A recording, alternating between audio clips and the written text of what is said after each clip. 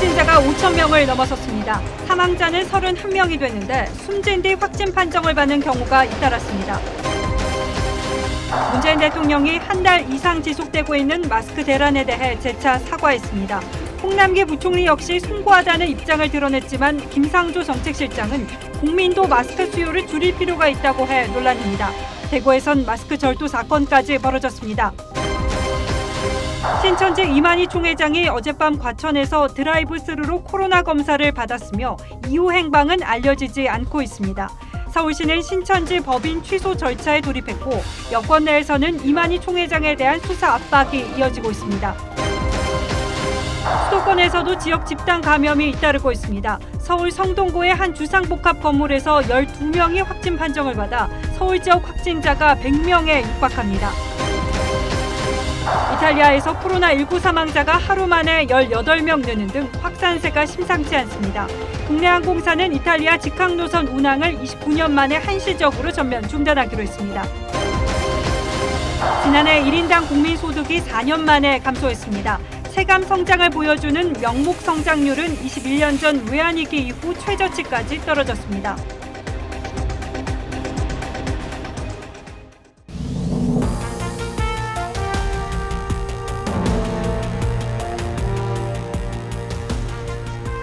여러분 안녕하십니까? 뉴스9의 신동욱입니다. 코로나19 누적 확진자 수가 어제 4,000명을 넘어섰는데 하루 만에 5,000명을 넘어섰습니다. 정말 무서운 확산세입니다. 오늘 하루 동안에만 851명이 늘어난 5,186명이 확진 판정을 받았고 사망자도 31명으로 늘었습니다. 이 가운데 대구 지역의 확진자만 3,600여 명인데 신천지 유정상 신도에 대한 검사가 사실상 끝나면서 새로 발생하는 환자 가운데 일반 시민이 신천지 신도보다 많아지기 시작했습니다. 이에 따라 보건당국도 검사의 우선순위를 신천지 신도에서 일반 시민으로 전환했습니다. 오늘은 최원영 기자가 먼저 보도하겠습니다. 오늘 새벽 0시 기준으로 신천지 신도가 아닌 대구 시민 확진자는 1,200명이 넘습니다. 확진율은 11% 정도입니다. 대구교회를 중심으로 신천지 신도 확진자가 늘었다지만 감염 경로가 불명확한 지역사회 감염도 확산된 겁니다. 수치상으로 볼 때 지역사회 감염이 일정 수준 이상 진행되고 있는 것으로 평가됩니다. 방역당국은 확진 환자를 조기에 찾아 전파를 차단하고 사망자를 줄이기 위해 증상이 있는 시민들부터 우선 검사하기로 했습니다. 그동안은 신천지 신도들에게 검사가 집중돼 일반 시민들은 제때 검사받기 어렵다는 지적이 잇따랐습니다. 아직 검사를 받지 못한 4,200여 명의 신천지 신도들은 자가격리 기간을 연장했습니다.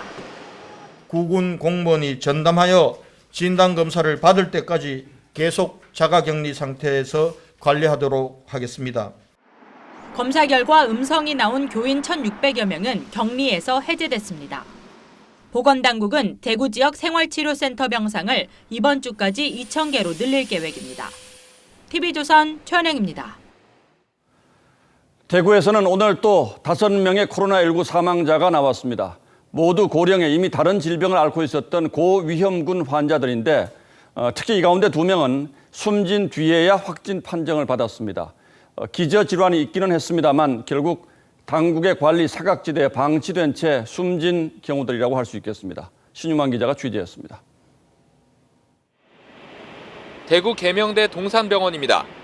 심장질환을 앓던 79살 여성 A씨는 호흡곤란을 호소하며 어제 낮 이곳으로 이송됐다 9분 만에 숨을 거뒀습니다. 숨진 뒤에야 코로나19 확진 판정을 받았습니다. 대구 가톨릭대병원에서 어제 사망한 78살 여성 B씨 역시 숨진 뒤 양성 판정을 받았습니다. 이들은 확진자가 아니어서 당국의 관리도 받을 수 없었습니다. 전화 모니터링 시스템 안에 사망자가 계셨는지 안타깝게도 안 계셨습니다. 의사 선생님들이 상담하는 모든 사람들은 확진자 대상입니다. 감염 사실을 모른 채 사망한 이른바 사후 확진 사례입니다.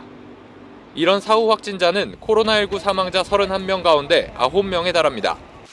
그동안 신천지 신도 위주로 검사가 집중되면서 고령과 기저질환을 가진 환자에 대한 관리가 소홀했던 게 이유로 꼽힙니다. 정부는 뒤늦게 대책 마련에 나섰습니다.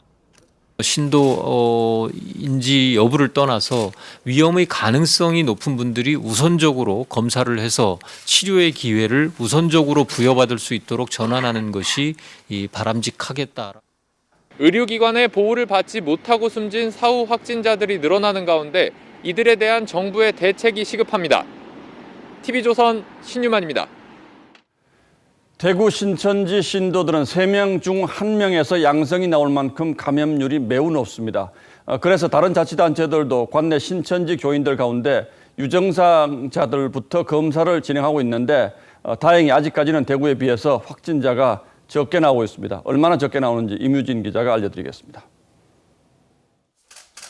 대구 다음으로 확진자가 많은 경북. 지금까지 유증상 교인들 1,129명을 조사했는데 20% 넘는 사람들이 양성 판정을 받았습니다. 신천지 신도 중 집단시설 종사자와 미신고자의 자진신고 및 신속한 검사를 독려하고 있습니다.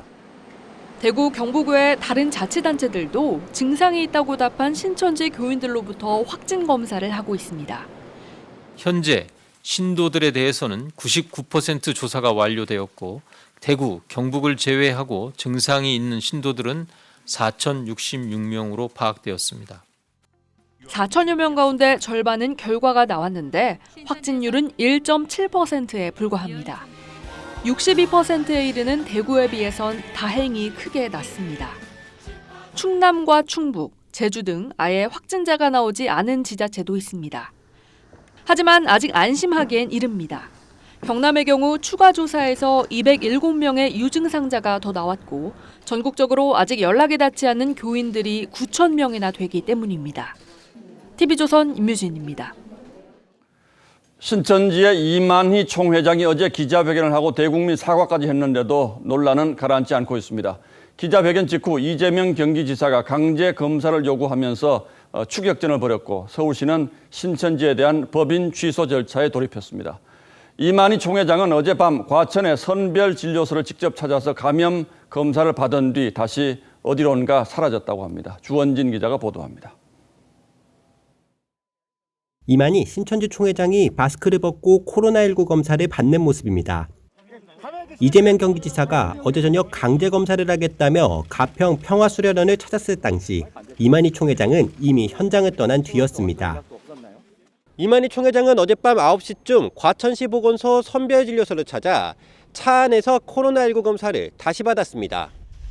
이만희 총회장과 수행비서 2명은 모두 음성 판정을 받았습니다. 어제 9시경에 검사를 받았고 오늘 오전에 결과 음성으로 나왔습니다.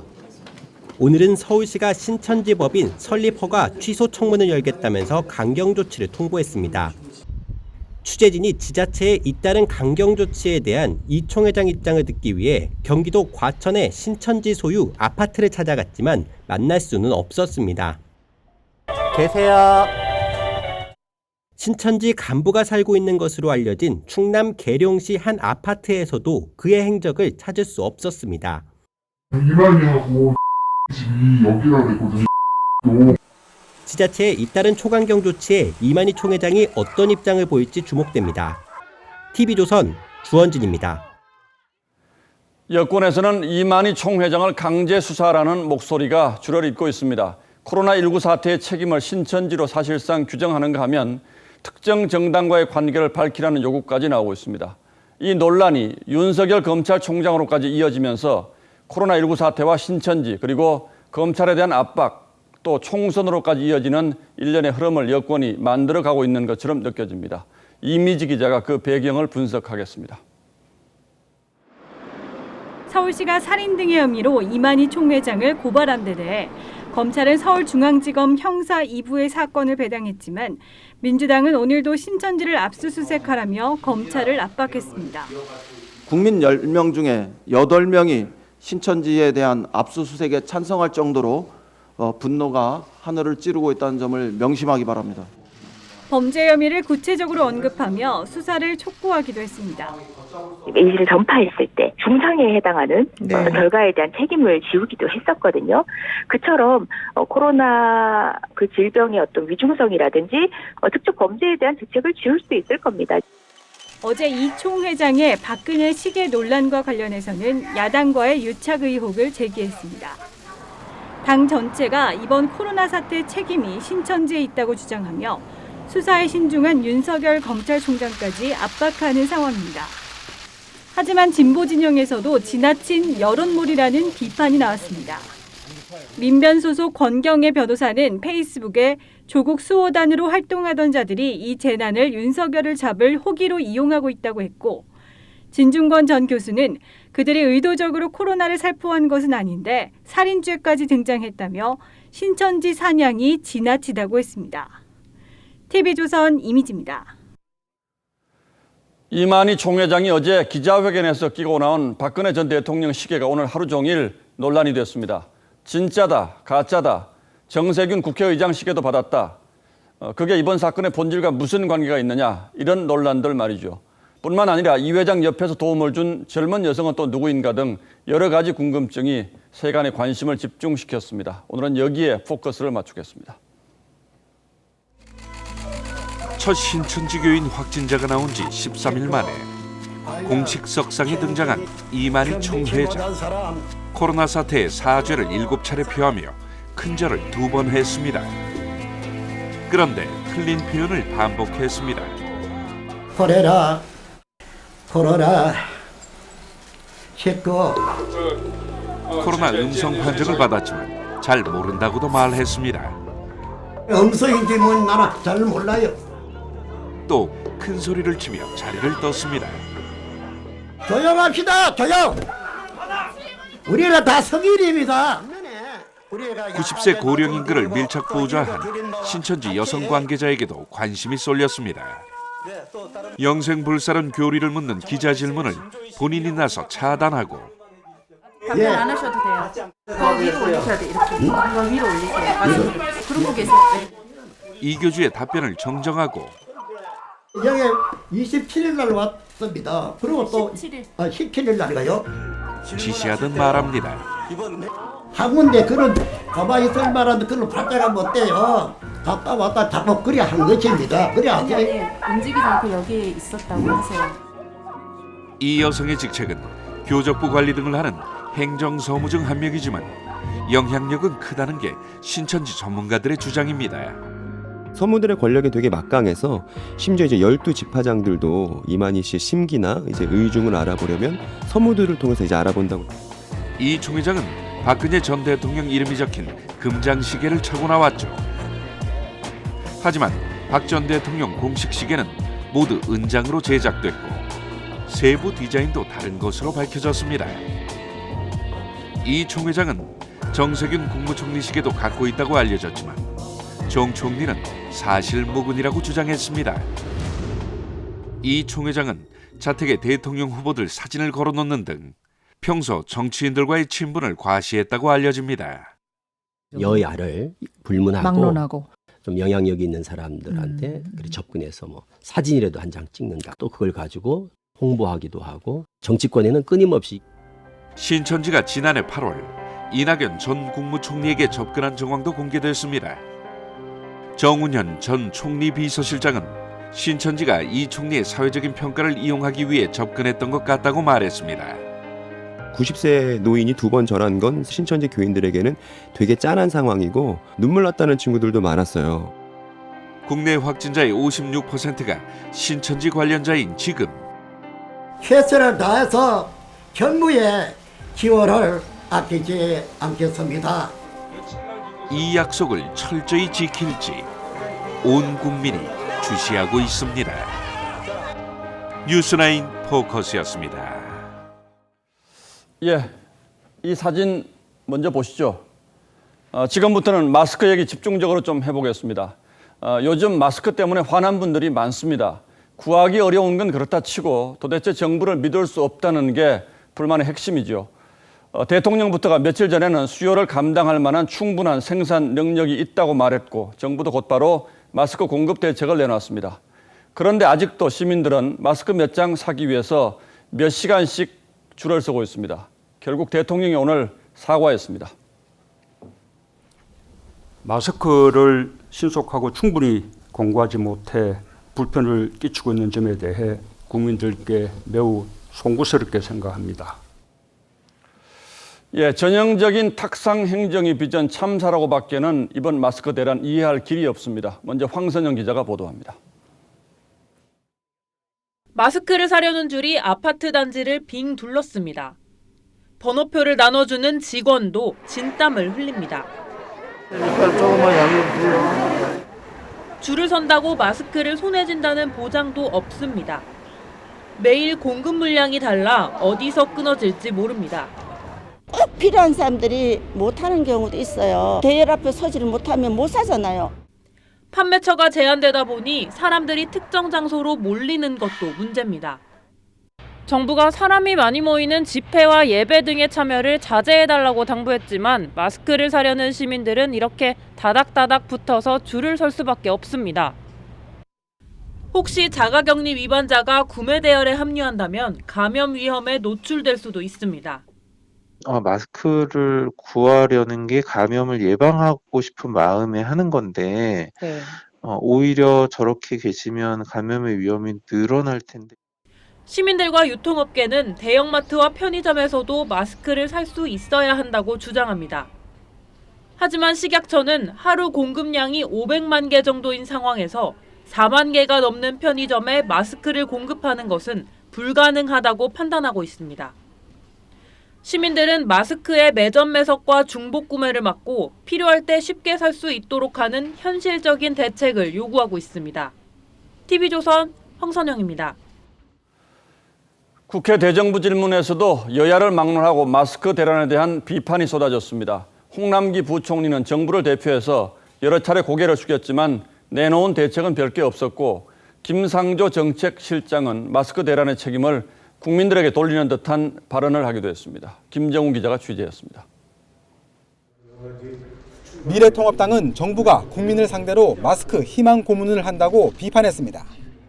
그거는 공무원들이 부총리한테 보고하는 보고 물량이고 실제 현장에서는 살 수가 없어요. 본회의장에선 사과 요구까지 나왔습니다. 홍남기 경제부총리는 거듭 사과했습니다. 국민들에게 불편을 끼쳐드린 데 대해서 저희가 경제부총리로서 송구하다는 말씀을 먼저. 더불어민주당은 마스크 무상 공급 필요성을 제기했지만 저는 동사무소 등을 통한 무상 공급이 답이라고 봅니다. 홍 부총리는 마스크 하루 생산량 1,100만 장으론 수요를 맞추기 어렵다고 했습니다. 다만 각 약국의 마스크 중복 구매를 방지하는 DUR 시스템을 2, 3일 내로 도입하겠다고 했습니다. 김상조 청와대 정책실장은 1인당 마스크 생산량이 세계 최대라며 국민도 수요를 줄여야 한다고 했습니다. 여러 가지 노력들을 하고 있습니다. 그리고 수요도 조금 줄일 필요도 있고요. 마스크 하나로 사흘씩 쓰는데 지장 없다는 민주당 이해찬 대표의 발언에 이어 정부 여당이 마스크 수급 병목 현상을 국민 탓으로 돌린다는 비판도 나옵니다. TV조선 김정우입니다. 마스크 대란이 일어나고 비난의 화살이 정부를 향하자 급기야 보건당국은 오늘 건강한 사람이 야외에서는 꼭 마스크를 낄 필요가 없다고 했습니다. 김성환 전북교육감이 이 시기에 왜 모두가 마스크를 써야 하는지 과학적인 이유가 뭔지 모르겠다고 한 것도 논란이 됐습니다. 보도에 신은석 기자입니다. 마스크를 낀 채 시식하고 전화하고 대화도 합니다. 지하철 탈 때는 물론 야외에서도 마스크를 씁니다. 안심이 되니까 마스크를 하고 운동을 하게 돼요. 하지만 김승환 전북교육감은 자신의 SNS에 모든 사람이 마스크를 써야 할 이유가 없다는 취지의 글을 올렸습니다. 미국 질병통제예방센터도 유증상자와 의료진, 간병인이 아니면 마스크 착용을 권하지 않고 있습니다. 우리 보건당국도 현 비상 상황을 전제로 비슷한 의견을 내놨습니다. 건강한 사람이라면 감염 위험이 높은 의료기관이나 밀폐된 공간이 아니면 굳이 쓸 필요가 없다는 겁니다.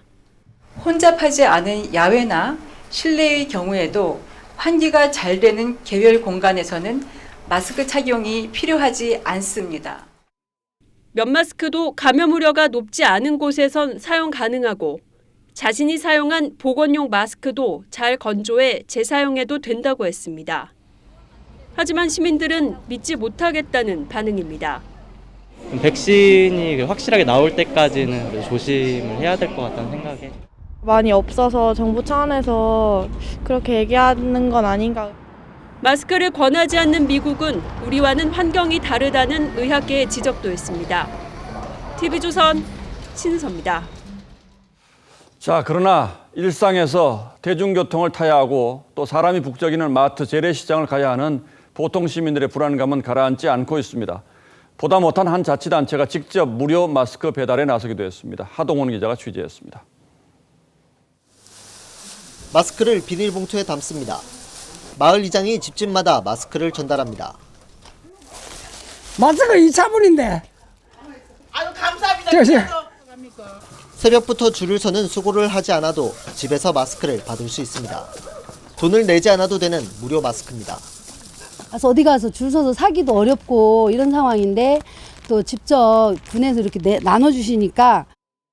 아파트 주민들은 경비실을 찾아가면 마스크를 찾아갈 수 있습니다.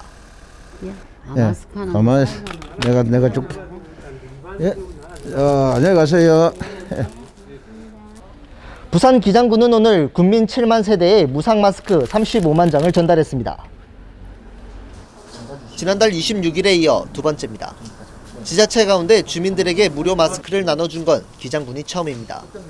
기장군은 예산 55억 원을 들여 마스크 170만 장 공급 계약을 마쳤습니다. 마스크 공장까지 찾아가서 계약도 하고 밤생 작업을 해서라도 빨리 이 물량이 좀 확보돼야 된다고 저희들이 호소도. 지금까지 주민들에게 나눠준 마스크는 모두 122만 장. 다음 주에는 35만 장가량을 추가 배포할 예정입니다. 부산 기장군에 이어 부산 연제군은 마스크 100만 장, 동래군은 24만 장을 주민들에게 무료로 나눠줄 예정입니다. TV조선 하동훈입니다. 생산 물량은 부족하지 않다는데 왜 이런 일이 벌어지고 있는 걸까요? 매점 매석 때문인가요? 아니면 정부 일각의 주장대로 우리 국민들이 마스크를 너무 많이 써서 그런 건가요? 그것도 아니면 정부가 공급 물량을 아예 잘못 파악하고 있는 것인지도 모르겠습니다. 지금부터 시민들이 왜 마스크가 없어서 아우성인지 따져보겠습니다. 자, 강동원 기자, 단도직입적으로 한번 물어보죠. 왜 이렇게 마스크 구하기가 어렵습니까? 간단합니다. 이 수요는 많은데 공급이 부족하기 때문입니다. 예. 우리나라 일회용 마스크 하루 생산량은요, 이 최대 1,000만 장 정도입니다. 우리 국민이 전부 쓰기에는 턱없이 부족한 수라고 할 수 있습니다. 우리 인구가 5,200만 명이긴 합니다만 모든 국민이 하루에 한 장씩 다 쓰는 건 아니지 않습니까? 예. 정부 역시 조금만 공급량을 조절하면 숨통이 트일 것이라 그랬고요. 예, 그랬죠. 일단 정부는요, 중국으로의 수출을 막은 것이 너무 늦은 감이 없지 않습니다. 사실 하루에 1,000만 장씩 생산이 되는 건 적지 않은 수입니다. 만약에 재고가 쌓여 있었다면 우리 국민에게 마스크를 공급하는 데 큰 무리는 없었을 겁니다. 자, 그런데 이 마스크 수출을 금지하기 전인 지난달에 이 중국으로 수출한 마스크는 이 수출 금액만 따져보면 전년 동기 대비 258배나 늘어났습니다. 예. 자, 여기에 중국 보따리 상인들이 가져간 것까지 생각한다면 이미 수출을 막기 전에 국내에 남아있던 마스크는 거의 싹쓸이된 거나 마찬가지라는 겁니다. 자, 거기다요, 이 마스크를 사는 사람들은 한 번에 하나만 사는 것이 아니어서 이 정부가 아무리 하루 생산량의 절반인 500만 장 이상씩 공급을 해도 부족할 수밖에 없는 겁니다. 예, 요즘은 뭐 길이 너무 길어서 마스크 사려다가 코로나 걸리겠다는 말이 정말 실감나게 느껴지는데 정부 공급 물량을 이런 방식 말고 다르게 공급할 수는 없습니까? 일단 편의점들 얘기가 좀 많이 나오고 있는데요. 이 편의점은 사실 좀 불가능하다고 합니다. 앞서 말씀드린 대로 이 정부 물량의 일일 최대 공급량은 500만 장인데 이 전국의 편의점 수를 생각해 보면 한 곳당 100장 정도씩밖에 공급을 하지 못하게 됩니다. 자, 물론 정부는 앞으로 이 우체국 쇼핑몰이나 공용 홈쇼핑 같은 온라인으로도 공급한다는 계획은 있는데 아직은 계획뿐입니다. 들어보시죠. 일부 개선할 그런 요인들이 좀 있습니다. 여러 국민들이 공평하게 그리고 합리적인 배분이 되도록 그런 관점에서 여러 대안을 논의 중이고. 예, 결국 지금으로서는 대책 없다라는 얘기로밖에 들리지 않는데 그럼 이 공적 마스크라는 거 있지 않습니까? 이건 어떻게 사는 게 좀 더 편하고 수월하게 살 수 있습니까? 일단 공적 마스크 판매 정보를 확실하게 아는 것이 굉장히 중요합니다. 이 공적 마스크는요, 이 한 장당 1,500원 이하의 가격으로 한 사람당 5장까지 구입할 수 있는데요. 이 판매 장소와 시간 그리고 수량 등은 우체국이나 이 농협 하나로마트 등의 홈페이지 그리고 대표 전화로 안내받을 수 있습니다. 예, 병상이 없어서 사람이 죽고 또 마스크 한 장 살려고 몇 시간씩 줄을 서야 하는 이 상황 처음 경험하는 일이어서 참 당혹스럽습니다. 예, 강동원 기자 잘 들었습니다.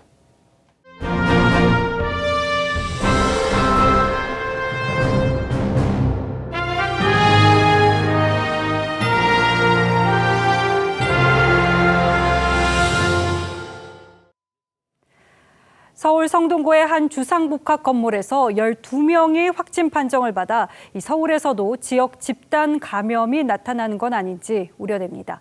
서울 지역 확진자는 100명에 육박하는 상황입니다. 장윤정 기자입니다. 서울 성동구의 주상복합 아파트입니다. 지난달 19일 거주자인 77살 남성 A씨에 이어 다음 날 부인 76살 B씨가 코로나19 확진 판정을 받습니다. 그로부터 일주일 뒤 관리소장 부부와 자녀 2명도 감염이 확인됐습니다. 관리소와 경로당이 같은 층에 있어 A씨 부부와 관리소장 사이에 교류가 있었던 것으로 보입니다.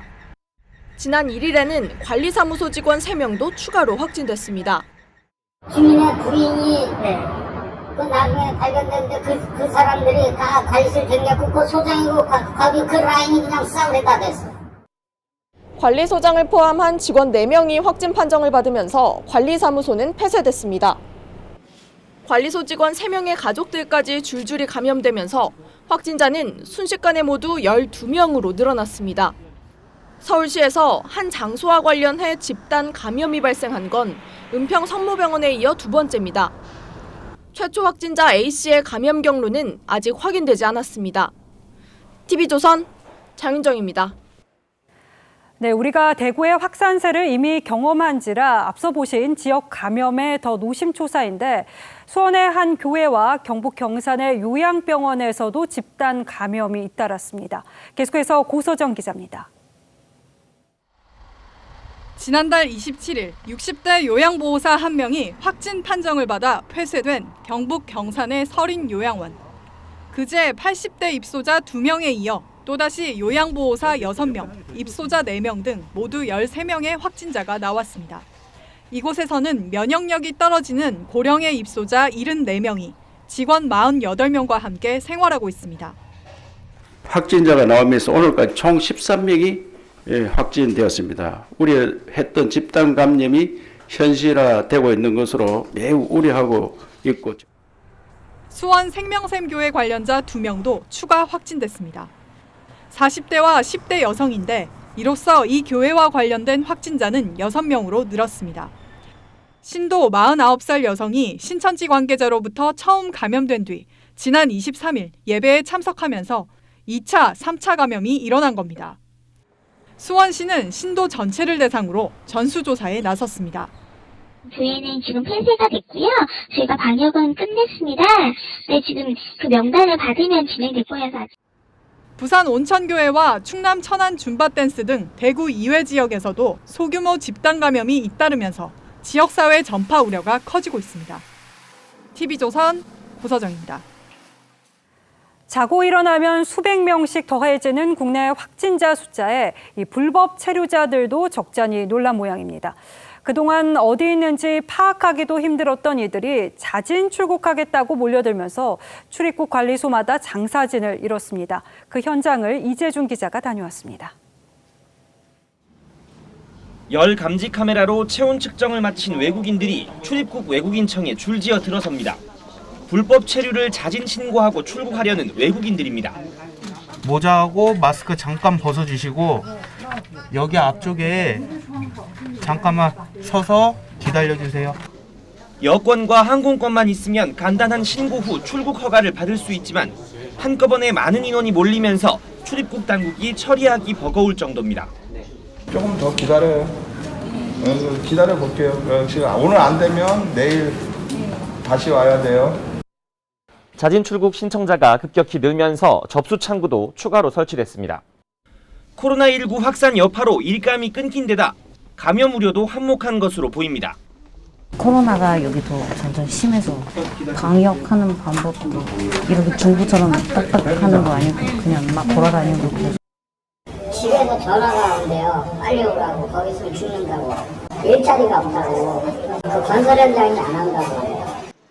지난해 12월 이후 주당 평균 1000여 명 수준이던 전국의 자진 출국 신고 건수는 지난달 23일 코로나19 위기 단계가 심각으로 격상된 뒤 5,300여 건으로 늘었습니다.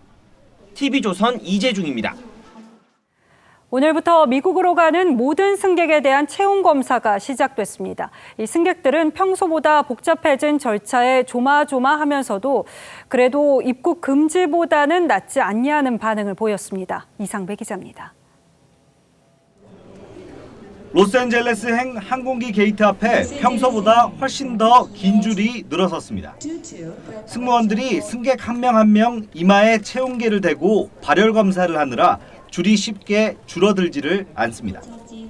발열 검사는 한국발 미국 노선의 모든 국적사와 미국 항공사에서 실시합니다. 발열 검사에서 37.5도 이상이 확인될 경우 탑승 거부 대상이 될 수 있습니다. 이 경우 항공권은 전액 환불이 가능하지만 여정에 차질을 빚을 수밖에 없어 승객들은 조마조마합니다. 검사하고 그런 거 다 지금 일단은 마음 먹고 있어요. 왜냐하면 입국 금지보다는 훨씬 낫기 때문에. 도널드 트럼프 미국 대통령은 제약업계 간담회에서 여행 규제 강화 가능성을 언급했습니다.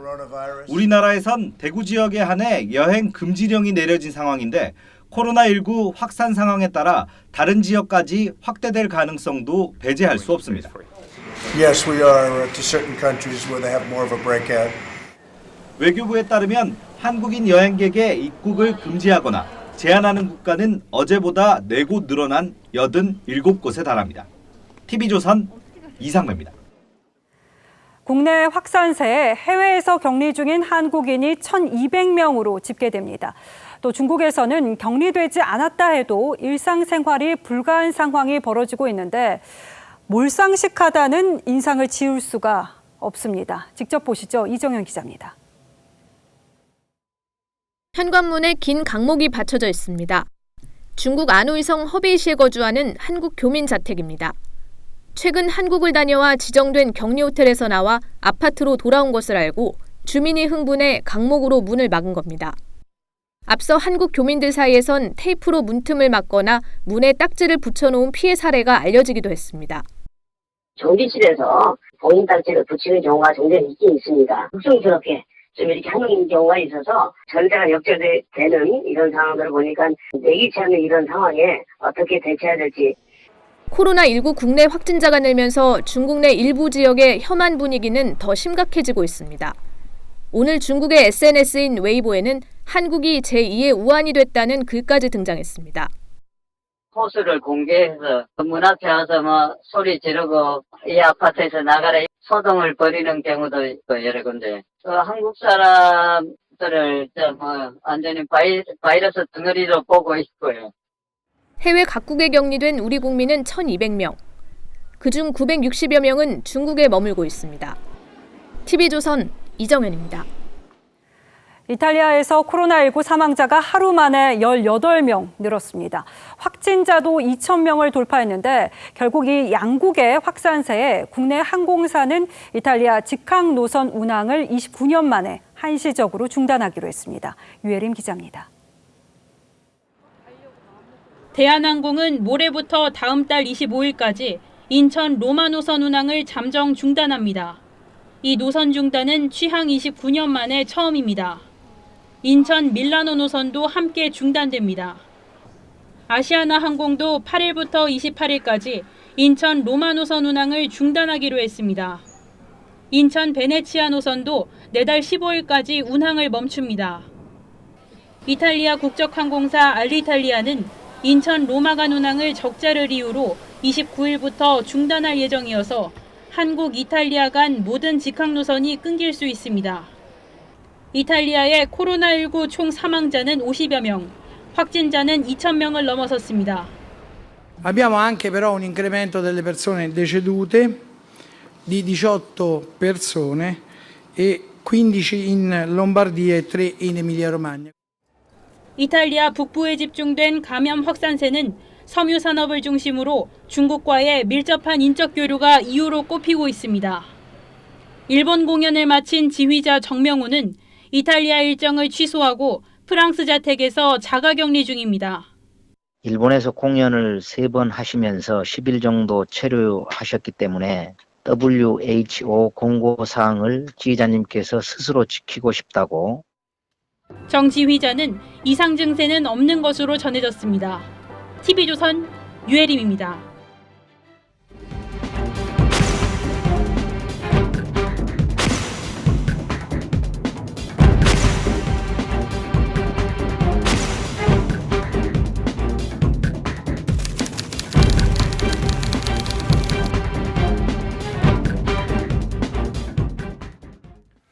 예, 더불어민주당이 지금 막 13개 지역구의 경선 결과를 발표했다고 합니다. 어떤 내용인지 정치부 이채림 기자를 전화로 직접 연결해 보죠.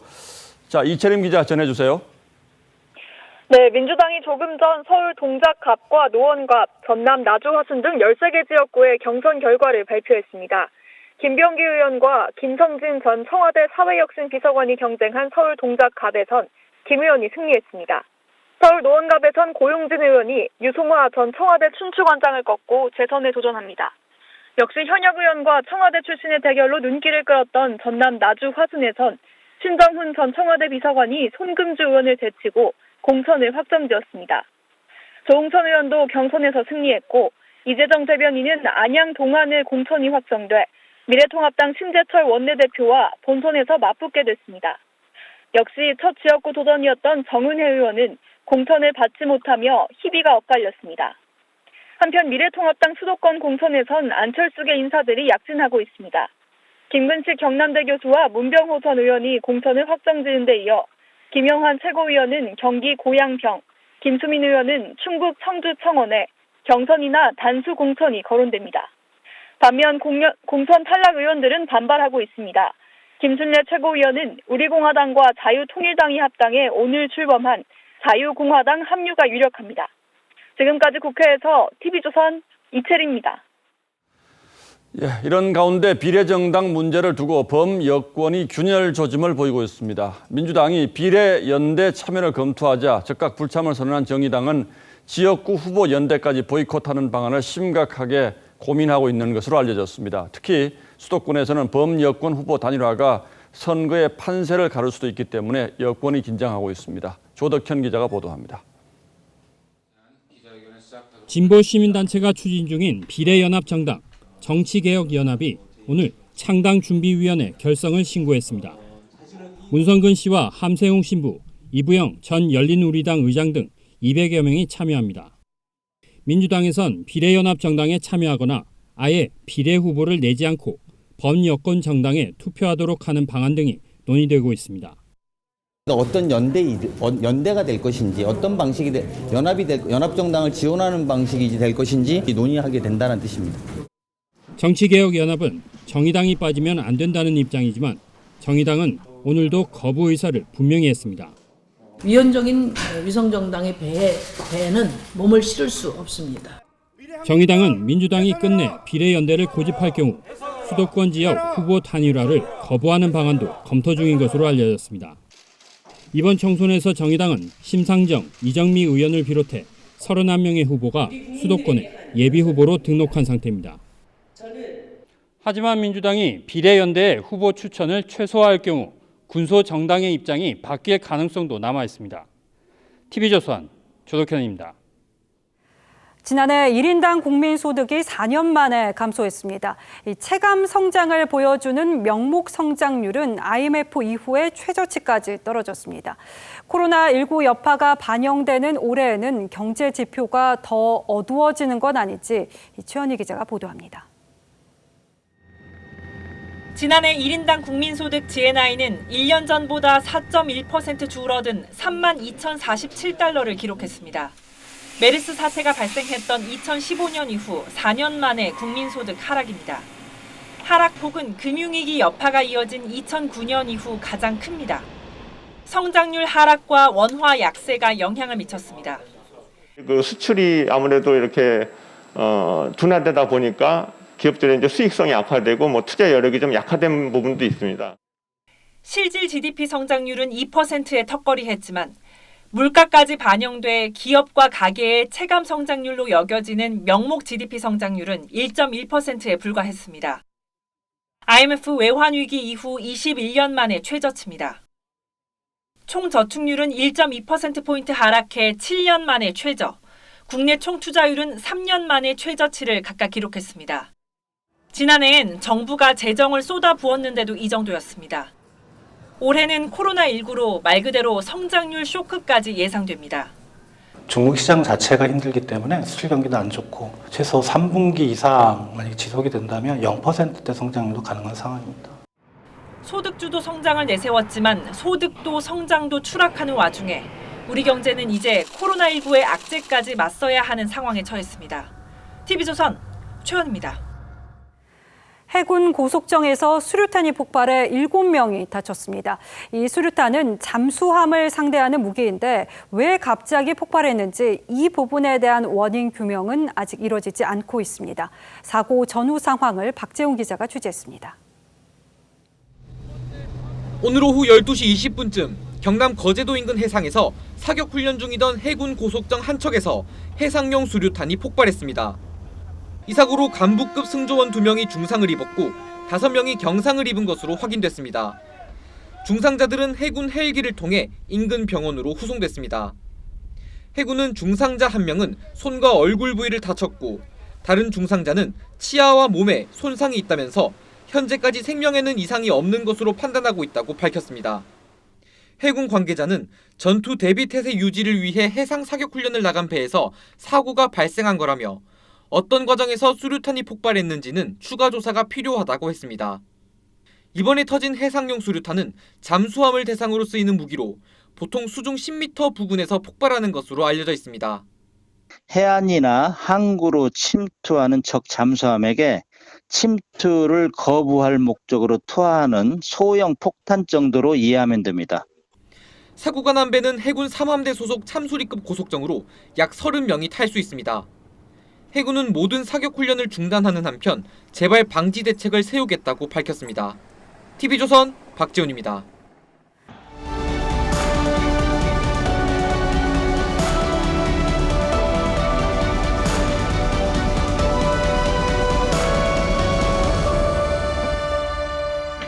My name is Bond, James Bond.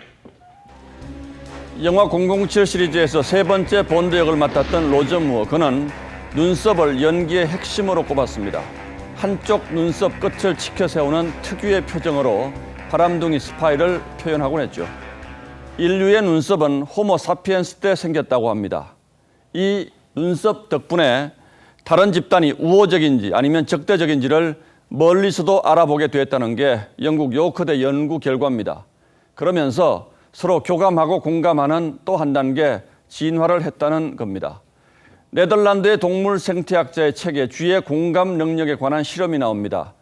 지렛대를 눌러서 먹이를 받아먹던 이 쥐가 지렛대를 누를 때마다 옆칸의 쥐가 전기 충격을 받는다는 사실을 알고는 더 이상 누르지 않았다고 합니다. 지금 우리 국민이 겪는 고통과 불안은 근래 어떤 재앙과도 비교할 수 없게 큽니다. 그런데도 국정 지도자와 책임자들로부터 솔직하고 따스한 공감과 위로의 한마디를 들어본 기억은 별로 없습니다. 어제 장관들의 국회 답변 한번 들어보시죠. 우리는 여러 가지 조치들을 상당히 과학적이고 객관적으로 관리가 지금까지는 잘 되고 있다고. 그나마 진영 행정안전부 장관이 조금 달랐습니다. 방역에 한계가 있었다는 것을 인정하고 국민 여러분께 다시 한번 송구스럽다는 말씀을 드리고 싶습니다. 진 장관은 고통받는 국민께 거듭 사과했고 중국인 입국 금지로 리스크가 줄어든다는 것은 상식이라고 했습니다. 국민의 마음을 헤아려주는 장관이 그나마 한 명 있는 것 같아 조금 위로가 됩니다.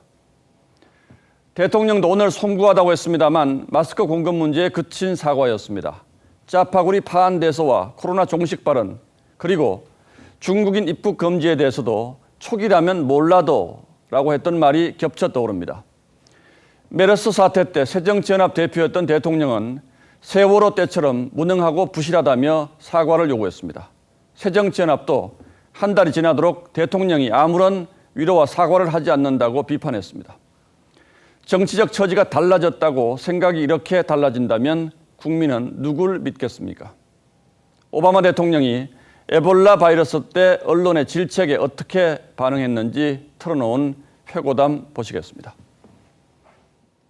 Every time you've asked, why haven't you cured Ebola yet? It has given me the ability to go back to my team and say, will you get this solved before the next press conference?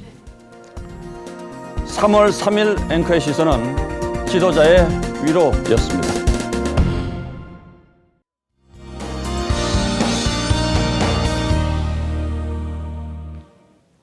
내일은 바람이 강하게 불겠습니다. 해안 지역에는 강풍특보가 내려지겠고요. 내륙 지역에서도 우산이 뒤집힐 만큼 강한 바람이 불겠습니다. 이렇게 바람이 불면서 꽃샘추위도 찾아오겠습니다. 내일 서울은 오늘보다 7도가량 낮아질 텐데요. 낮 기온이 4도에 머물겠고요. 모레 아침에는 영하 3도까지 떨어지겠습니다. 내일 그 밖의 지역 대전은 8도, 대구 10도, 부산은 13도를 보이겠습니다. 옷을 따뜻하게 입으셔야겠고요. 우산도 챙기시는 게 좋겠습니다. 낮 동안 중부지방을 중심으로 비가 살짝 내릴 텐데요. 날이 추워서 분홍색으로 보이는 곳에서는 눈이 섞여서 내릴 수도 있겠습니다. 또 중서부 지역을 중심으로는 미세먼지가 유입되겠습니다. 그래도 바람이 불어서 참 다행인데요. 오후부터는 해소될 것으로 보입니다. 날씨였습니다. 3월 3일 뉴스나인은 여기서 모두 마치겠습니다. 시청해주신 여러분 고맙습니다.